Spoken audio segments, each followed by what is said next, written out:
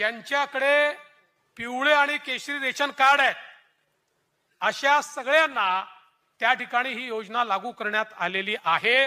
त्यामुळे ते कार्डच त्यांचा उत्पन्नाचा दाखला समजला जाईल। मग कोणीतरी सांगितलं कुटुंबाची व्याख्या काय? रेशन कार्ड ही कुटुंबाची व्याख्या आहे। त्यामुळे नव्याने आता हे कुटुंब काय आहे त्याचा दाखला घ्यायचा आहे का? असा कुठलाही दाखला घेण्याची आवश्यकता नाही आहे। आणि याच्या व्यतिरिक्त ज्यांच्याकडे रेशन कार्डही नाही आहे त्यांनी सेल्फ सर्टिफिकेशन करायचं आहे।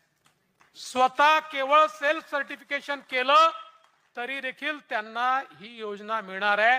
ही योजना आमच्या बहिणींना बाहेर ठेवण्याकरता नाही आहे, ही आमच्या बहिणींना आत घेण्याकरता योजना तयार करण्यात आलेली आहे। आपल्या राज्याचे उपमुख्यमंत्री देवेंद्र फडणवीस यांनी सांगितल्याप्रमाणे आता महिलांना लाडकी बहीण योजनेचा लाभ घेण्यासाठी इन्कम सर्टिफिकेट किंवा रेशन कार्ड हे दोन्ही डॉक्युमेंट्स महिलांकडे नसतील तरी सुद्धा महिलांना सेल्फ सर्टिफिकेशन करून या योजनेचा लाभ घेता येणार आहे। तर मग आता बऱ्याच महिलांना हा प्रश्न पडला आहे की सेल्फ सर्टिफिकेशन म्हणजे काय, सेल्फ सर्टिफिकेशन करायचं कसं, ते डाउनलोड कुठून करायचं, असे बरेच प्रश्न महिलांना पडलेले आहेत। या सर्व प्रश्नांची उत्तरं आपण या व्हिडिओमध्ये बघणार आहोत, त्यामुळे व्हिडिओ शेवटपर्यंत नक्की बघा। तर अशा प्रकारचं हे सेल्फ सर्टिफिकेशन असणार आहे, त्याला स्वघोषणापत्र असं सुद्धा म्हणतात। यामध्ये सुरुवातीला लाभार्थी महिलेचं नाव या ठिकाणी लिहायचं आहे, त्यानंतर महिलेच्या वडिलाचं नाव किंवा पतीचं नाव या ठिकाणी लिहायचं आहे। महिला जर वडिलांच्या नावाने फॉर्म भरत असेल तर वडिलांचं नाव आणि पतीच्या नावाने फॉर्म भरत असेल तर पतीचं नाव या ठिकाणी लिहायचं आहे। त्यानंतर महिलेचे वय किती आहे ते या ठिकाणी लिहायचं आहे। त्यानंतर व्यवसाय कोणता करत आहे ते या ठिकाणी लिहायचं आहे। त्यानंतर गाव किंवा शहराचं नाव, गावात राहत असेल तर गावाचं नाव आणि शहरात राहत असेल तर शहराचं नाव या ठिकाणी लिहायचं आहे। त्यानंतर तालुका आणि जिल्हा या ठिकाणी लिहायचा आहे।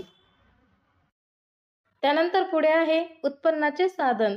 तुमचे जे काही उत्पन्नाचं साधन आहे त्यामध्ये आहे शेती, कृषी उद्योग, दुग्ध व्यवसाय, शेतमजुरीतून मिळणारे उत्पन्न, अन्य मजुरी, अन्य व्यवसाय किंवा उद्योगधंदा व्यापार, शेती व्यतिरिक्त अन्य स्थावर मालमत्तेपासून मिळणारे उत्पन्न, नोकरी किंवा सेवानिवृत्ती किंवा मानधन इत्यादी मासिक उत्पन्नापासूनचे वार्षिक उत्पन्न आणि अन्य उत्पन्नाच्या साधनांपासून मिळणारे उत्पन्न।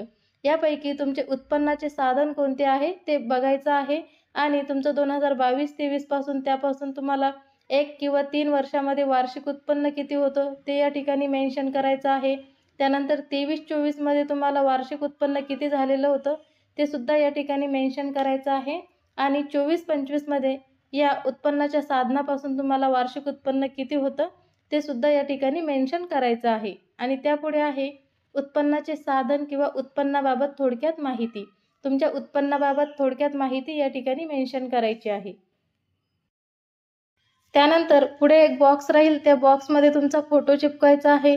पुढे आहे मी म्हणजेच लाभार्थी महिलेचे नाव या ठिकाणी राहील। पुढे तुमच्या वडिलांचे किंवा पतीचे नाव राहील, म्हणजेच ज्या नावाने तुम्ही फॉर्म भरत असाल त्यांचे नाव या ठिकाणी राहील। पतीच्या नावाने फॉर्म भरत असाल तर पतीचे नाव या ठिकाणी टाकायचे आहे आणि वडिलांच्या नावाने फॉर्म भरत असाल तर वडिलांचे नाव या ठिकाणी टाकायचं आहे। पुढे आहे तुमचे वय जे आहे ते या ठिकाणी टाकायचं आहे।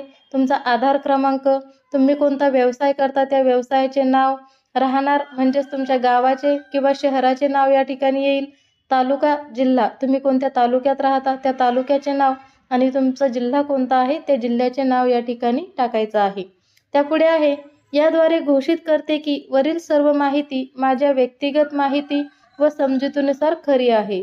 सदर माहिती खोटी आढळून आल्यास भारतीय दंड संहिता 199 व 200 अन्वये आणि किंवा संबंधित कायद्यानुसार माझ्यावर खटला भरला जाईल व त्यानुसार मी शिक्षेस पात्र राहील, याची मला पूर्ण जाणीव आहे। त्यानंतर आहे ठिकाण, तुमचं गाव किंवा शहराचं नाव या ठिकाणी येईल आणि ज्या दिवशी तुम्ही फॉर्म भरत आहात त्या दिवशीचा दिनांक या ठिकाणी येईल। त्यानंतर स्वयंघोषणापत्र लिहून देणाऱ्याची सही म्हणजेच लाभार्थी महिलेची सही या ठिकाणी राहील। त्यानंतर तुमचा जो काही मोबाईल नंबर आहे तो या बॉक्समध्ये टाकायचा आहे। तर अशा प्रकारचे सेल्फ सर्टिफिकेशन तुम्हाला माझी लाडकी बहीण योजनेचा फॉर्म भरताना अपलोड करायचे आहे। तुमच्याकडे इन्कम सर्टिफिकेट किंवा रेशन कार्ड दोन्हीही नसेल तर त्या ठिकाणी तुम्ही हे सेल्फ सर्टिफिकेशन अपलोड करायचे आहे। याची लिंक आपल्या या व्हिडिओच्या डिस्क्रिप्शन बॉक्समध्ये दिलेली आहे, त्या ठिकाणी जाऊन तुम्ही हे सर्टिफिकेट डाउनलोड करून घ्या आणि फॉर्म भरताना अपलोड करा. आणि व्हिडिओ आवडल्यास व्हिडिओला जास्तीत जास्त शेअर करा, लाईक करा आणि हो, चॅनलला अजूनही सबस्क्राईब केलं नसेल तर लवकरात लवकर सबस्क्राईब करून घ्या. भेटूयात नेक्स्ट व्हिडिओमध्ये. धन्यवाद.